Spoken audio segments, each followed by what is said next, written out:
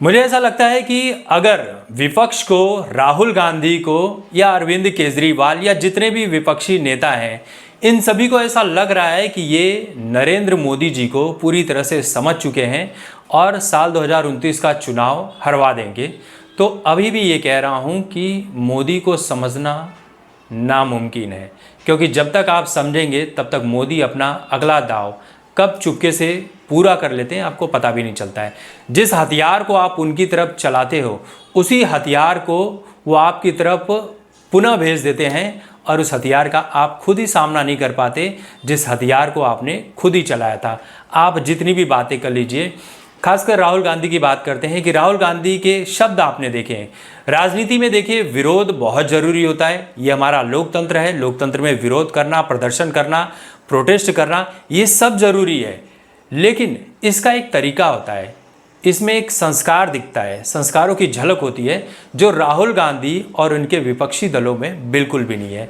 प्रधानमंत्री नरेंद्र मोदी की मां को गाली देना, मोदी को गाली देना और ऐसी सी गालियां देना जिसके बारे में सोशल मीडिया पर चर्चा तक नहीं कर सकते। हालांकि सब जानते हैं क्या क्या गालियां राहुल गांधी देते हैं। राहुल गांधी को आपने अक्सर सुना होगा, मोदी मुझसे डर गया। मोदी डरता है, मोदी को रात को नींद नहीं आती है, वो रात को उठ उठ कर बैठ जाता है, वो हमसे डरता है, वो चुनाव हार जाएगा, उसे नींद नहीं आती है, वो घबराया हुआ है। ये इस तरह की तू तड़ाक तेरा वाली बातें। सोचिए, नरेंद्र मोदी जी की उम्र क्या है और राहुल गांधी की उम्र क्या है। ये निशाना तो लगा रहे हैं 56 इंच का बंदर, चाहे आम आदमी पार्टी का केजरीवाल हो या इनकी पार्टी हो या फिर राहुल गांधी ये लोग हो। 56 इंच के नाम से ट्रोल बहुत करते हैं, लेकिन 56 इंच का सीना पाने के लिए बहुत मेहनत करनी पड़ती है। आपको ये बात पूरी तरह से जानकारी में होनी चाहिए कि बीजेपी भावनाओं के ऊपर अपना चुनाव नहीं लड़ती है। बीजेपी लड़ती है डेटा के ऊपर। वो डेटा कलेक्ट करती है, वो सोशल मीडिया पर काम करती है, वो अंदरूनी तौर पर ऑफलाइन जाकर भी काम करती है, ऑनलाइन भी काम करती है और उन चीज़ों को समझकर उसे इस तरह से आपके सामने लेकर आती है कि आप समझ ही नहीं पाते कि हुआ क्या है। आपने देखा अभी कुछ दिन पहले किस तरह से मेलोनी और मोदी को लेकर जिस तरह से राहुल गांधी ने शीला दीक्षित के बेटे के साथ मिलकर कहा कि क्या मेलोनी समझकर गले मिल रहे हो, जिसके बाद नेहरू की बहुत सारी तस्वीरें सामने आई एडवीना के साथ कि एडवीना समझकर दबा रहे हो, इस तरह की भी भाषाओं का प्रयोग किया गया।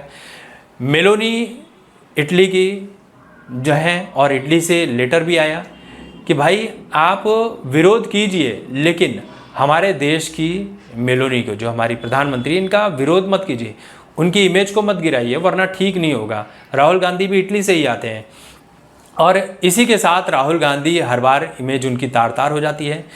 युवाओं को लेकर इन्होंने प्रोटेस्ट किया था, ठीक है, धर्मेंद्र प्रधान को हटा दिया, ब्राह्मणों का विरोध कर रहे थे, ब्राह्मण को ही लाकर एजुकेशन मिनिस्टर के पद पर बैठा दिया गया, प्रहलाद जोशी को। और उसके बाद आप क्या देखते हैं कि जो चीज़ें होनी चाहिए थी वो तो हो नहीं रही है। इनके सारी चीज़ें बीच रास्ते में अटक गई। युवाओं को हथियार बना रहे थे और मोदी जी सीधे, जो कभी मीडिया के सामने आकर बात नहीं करते हैं, कभी कभी वीडियोस वगैरह बनाकर अपलोड कर देते थे, लेकिन वो प्रोफेशनल वीडियो होते थे।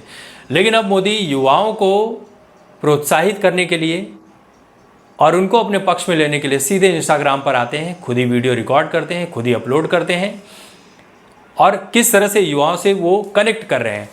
अब उन्होंने 15 अगस्त के मौके पर जो कॉम्पिटिटिव एग्ज़ाम्स होते हैं, जो ऑनलाइन कोचिंग क्लासेस चलते हैं, जिन्हें आप कोचिंग माफिया भी कहते हैं, इनका कोचिंग माफियाओं का दौर खत्म करने की बात कह दी है। क्यों? क्योंकि इन युवाओं को फ्री में कोचिंग क्लासेस दी जाएगी। 1 करोड़ युवाओं को ट्रेन किया जाएगा AI से। स्पोर्ट्स टैलेंट हंट बनाया जा रहा है। कह रहे हैं कि अगर आपका बच्चा 5 से 15 साल का है तो उसे 2036 के ओलंपिक के लिए तैयारी अभी से करवाना शुरू कर दीजिए। हम बच्चों को ट्रेनिंग देंगे, हम बच्चों को सिखाएंगे, हम बच्चों के लिए ये सारी चीज़ें कर रहे हैं। तो आप सोचिए कि उनकी तैयारी क्या है। हमारे देश का जो वोटर्स है वो आप समझ लीजिए कि 70% अब यंग जनरेशन ही होने वाला है। तो यंग जनरेशन को अट्रैक्ट करना मोदी जी ने चालू कर दिया है और यकीन मानिए कि ऐसी सी चीज़ें लेकर आने वाले हैं। आप बस विरोध करते रह जाइए और आप बस विरोध ही करते रहेंगे, उसका फ़ायदा नहीं मिलेगा। अगर आपको मोदी को हराना है तो मोदी जैसा बनना पड़ेगा आपको।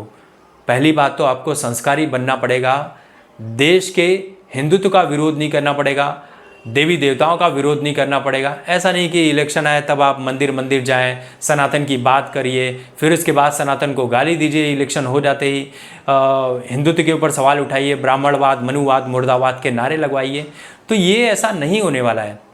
दूसरी तरफ मोदी जी, ये भाई सब धर्मों को साथ में लेकर चल रहे हैं। कभी ये नहीं कहते कि भाई हमारे 100 करोड़ हिंदू, ये कहते हैं 140 करोड़ हमारे भाई बहन, हमारे देश की जनता, ये सभी हमारा परिवार है। तो अब पहली बात, शब्दों का बहुत बड़ा फर्क होता है।